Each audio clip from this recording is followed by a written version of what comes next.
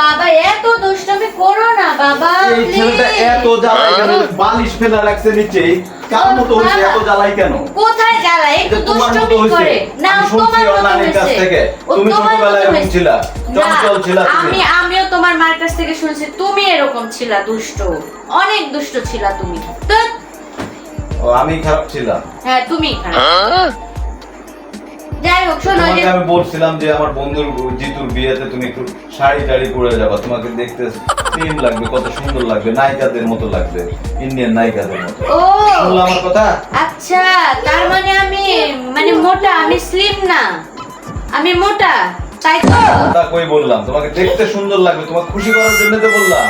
আবার বলতেছো খুশি করার জন্য?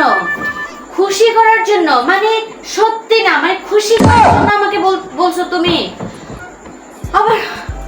ও তাহলে তুমি এক কাজ করো, বলো। ওই যে 1 মাস আগে যেটা কিনলাম, একটা ওই যে সালোয়ার কামিজ, হুম। সুন্দর, হুম।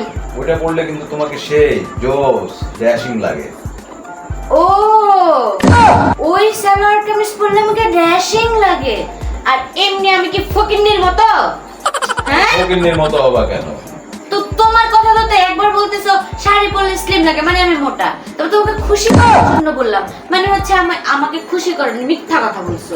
আর তারপরে এখন আবার বলতেছো ওই সালোয়ার কামিজটা পরলে তোমাকে ড্যাশিং লাগে। তো তোমাকে যাই বলি আমার কথা তোমার ভালো লাগে না, কারণটা কি? কারণ তুমি ভালো কথা বলো না। আমি ভালো কথা বলি না? না, তুমি সব উল্টা পাল্টা কথা বলো, তোমার মাথায় শুনে উল্টা পাল্টা বুদ্ধি গিজ গিজ গিজ গিজ গিজ গিজ গিজ গিজ করে। ধ্যাৎ, তুমি থাকবোই না, ধ্যাৎ। যাও তুমি যাও।